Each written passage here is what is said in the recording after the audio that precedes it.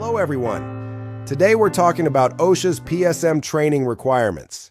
Training is the fifth element of process safety management, and it's all about making sure every person who works with hazardous processes knows the hazards and safe procedures for their job. Process safety management, PSM, is designed to prevent catastrophic chemical releases, and it relies on people as much as technology. In fact, OSHA notes that preventing these hazards requires the necessary expertise, experience, judgment, and proactive initiative in the workforce. In plain language, well-trained people are our last line of defense. Why is training so critical? Imagine an operator who doesn't recognize a warning sign or an emergency shutdown procedure. A simple mistake can cascade into disaster. OSHA's guidance emphasizes that every employee, operators, maintenance staff, even contractors, needs to fully understand the safety and health hazards of the chemicals and processes they work with. Training is the tool that builds that understanding. It covers operating procedures, safety work practices, and emergency response. With good training, people can act quickly and correctly when things go wrong. Without it, confusion and delays can turn a minor incident into a major accident. So, what exactly does OSHA require for PSM training? The PSM standard 29 CFR 1910-1119 spells this out clearly. Initial training for process operators. Every person who will operate a covered process must be trained before starting that job. Training must include an overview of the process and the detailed operating procedures. Crucially, it must emphasize the specific hazards of the process, emergency shutdown procedures, and the safe work practices for that person's tasks. In other words, workers must know what can go wrong and how to deal with it safely. Refresher training. Training isn't a one-time event. Operators must get refresher training at least every 3 years, and sooner if processes change or gaps are identified. This ensures that everyone stays current on procedures and any updates. The standard even says you should work with your team to decide how often refreshers are needed. Training documentation. OSHA requires that you document every training event. For each employee, keep a record of who was trained, when, and how you verified their understanding. This might be a written log, an electronic training system, or any record that can show an inspector you met the requirement. Proper record keeping not only satisfies OSHA, it helps you know exactly who needs retraining. Contractor training. If you hire contractors to work near your processes, they're included too. OSHA explicitly notes that both on-site employers and contractor employers must ensure their people are trained in the safe work practices needed for the job. That means before a contractor works on your plant, they should be trained on the hazards of your process and your emergency plans. Often this is done through contractor safety orientations, job safety analyses, and requiring contractors to show training credentials. Moninzi Idris, maintenance training. Even if someone isn't a process operator, they still need awareness training. For maintenance or inspection staff working on the equipment, OSHA says they must receive an overview of the process and its hazards and be trained in any procedures relevant to their tasks. This ensures maintenance crews can do their jobs safely without accidentally causing a release. Management of change training. Whenever you change equipment, chemicals, or procedures, affected employees, including operators, maintenance, and contractors, must be trained on the change before putting it into service. This means if you update an operating procedure or bring in a new chemical, everyone whose job is affected gets updated training first. In short, OSHA's training element means everyone involved with a covered process, operators, maintenance, support staff, and contractors gets thorough training on their process, its hazards, and the safe procedures, and that training is refreshed and documented. Meeting these requirements isn't optional. It's part of complying with the PSM standard. Meeting the letter of the law is just the start. The goal is effective training that sticks. OSHA's PSM compliance guidelines, Appendix C, offer helpful tips. For example, they recommend hands-on or realistic training whenever possible.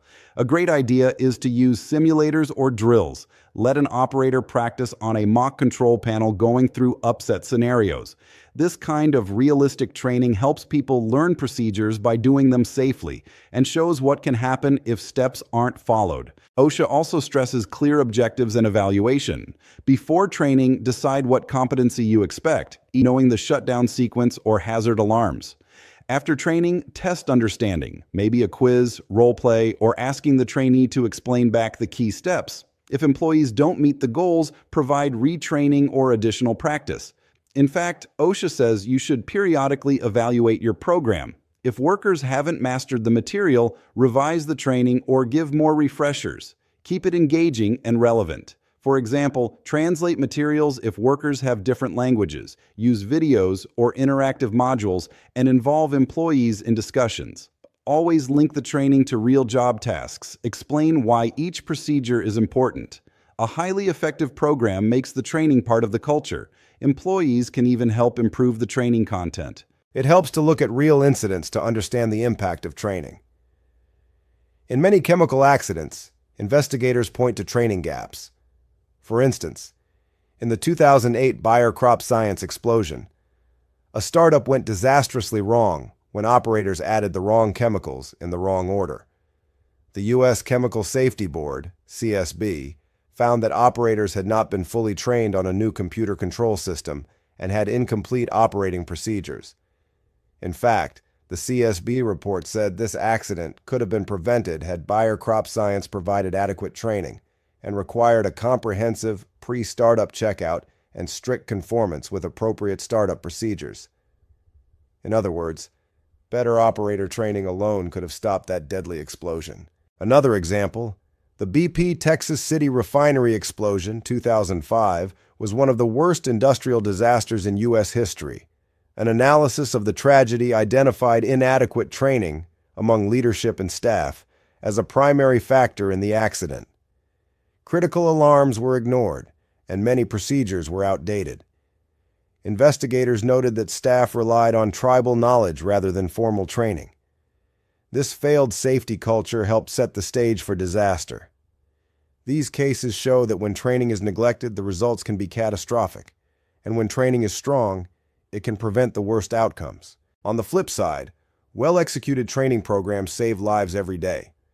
In one industry survey, operators who had recent emergency shutdown training were able to recognize and control a small chemical leak before it escalated.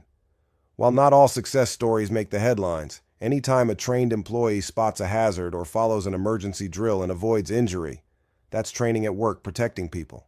Training isn't just a box to check. It's something you can improve right now to make your plant safer. So let's translate all this into action. Review your training program. Audit your current training materials. Do they cover every step of each process and every hazard? If procedures have changed or if you have gaps, for example, a newer operator who skipped a class, update and fill them. Update procedures and train on changes. Make sure all standard operating procedures and emergency plans are up to date. Then train your team on those updates. Remember, if a procedure changes, affected employees must be trained on the new procedure before using it. Management of change training. Schedule regular refreshers. Plan refresher courses at least every 3 years as OSHA requires. In fact, more often is better if processes are complex or risk is high. Make it part of your calendar. Training fatigue is real, so keep sessions engaging. Include everyone, employees and contractors. Ensure that all workers are trained, not just operators. Maintenance, supervisors, and contractors all need the same basic awareness of hazards and procedures. For contractors, verify their training or provide a safety orientation before they begin work. Use interactive training methods. Add drills or simulations. For example, practice an emergency shutdown drill with your team. Conduct tabletop exercises for your emergency plans. Realistic practice builds muscle memory so people act fast under stress. Verify and document understanding. Always check that trainees get it. Use quizzes, return demonstrations, or Q&A to confirm understanding. Keep clear records of every training session. Who was trained, when, and how you verified they understood it. Good documentation protects you in inspections and ensures no one slips through the cracks. By taking these steps today, you'll meet OSHA's PSM training requirements and build a safer culture. Don't wait for an incident to highlight training gaps. Review your training system now, fix any weaknesses, and keep training strong. Your people's safety and your compliance with PSM depend on it.